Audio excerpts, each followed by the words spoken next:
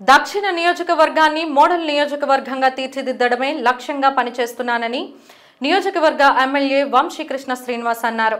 32వ ward భీంనగర్లో ఆర్చును, అలాగే అక్కడ సాయిబాబా వినాయక ఆలయాల వద్ద మరో ఆర్చును ఆయన ముఖ్య అతిథిగా పాల్గొని ప్రారంభించారు. ఈ సందర్భంగా ఆయన మాట్లాడుతూ 32వ వార్డు అభివృద్ధికి కృషి చేస్తానని చెప్పారు. భీంనగర్ ప్రాంతవాసులు ఎప్పటి నుంచో అక్కడ ఆర్చ్ నిర్మాణం చేయాలని అభ్యర్థిస్తున్నట్లు చెప్పారు.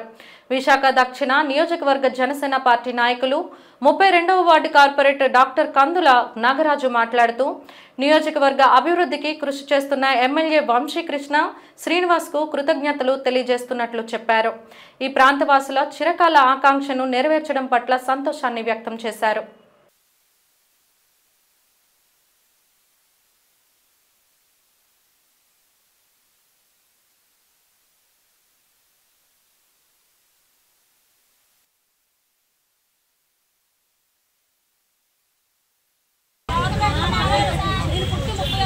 మరి ఈరోజు భీమనగర్ 32వ వార్డులో అనేక సంవత్సరాలు బట్టి కూడా ఒక సెంటిమెంట్గా కూడుకున్నటువంటి ఈ ప్రాంతంలో అటువైపు ఏమో బరిల్ గ్రౌండ్ ఉంది, ఇక్కడేమో దేవాలయాలు ఉన్నాయి.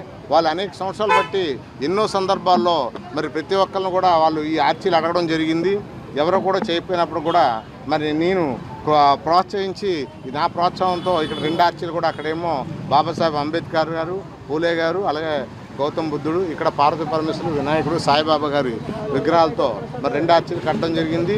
అక్కడ సెంటిమెంట్గా ఏంటంటే అక్కడ బరిల్ గ్రౌండ్ ఉండడం మూలంగా వాళ్ళకి ఏంటంటే అది సెంటిమెంట్గా అది లేకపోతే మరణాలు ఎక్కువ జరుగుతున్నాయని చాలా సఫర్ అవుతుంది, బాధపడుతున్నారు.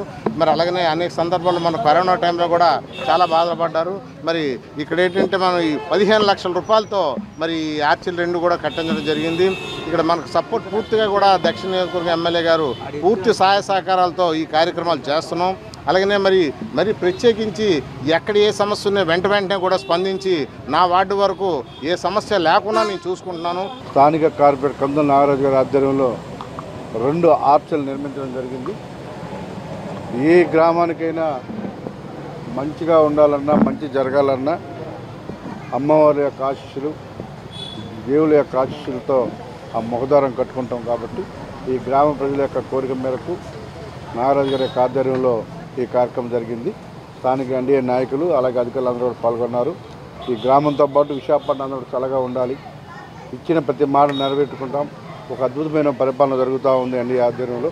అటు ముఖ్యమంత్రి గారు, ఇటు ఉప ముఖ్యమంత్రి గారు అందరూ కూడా ప్రజలతో మమేకమై ఎక్కడ ఏ కష్టం ఉన్నా, ఎక్కడ ఏ ప్రాబ్లం ఉన్నా చేసుకుంటూ ఇవాళ ఒక రాక్షస పాలన నుంచి బయటకు వచ్చామన్న ఒక ఫీల్లో ప్రజలందరూ కూడా హ్యాపీగా ఉన్నారు. రాను రోజులు విశాఖపట్నం ఒక అద్భుతమైన సిటీగా, ముఖ్యంగా బీచ్ రోడ్ కావచ్చు, మెట్రో కావచ్చు, ఎయిర్పోర్ట్ కావచ్చు, అన్ని రోడ్లు కూడా లింక్ రోడ్లు అన్నీ కూడా అతి త్వరలోనే ప్రారంభం అవబోతున్న పండుగ తర్వాత విశాఖపట్నంకు ఉజ్వల భవిష్యత్తు ఉంది.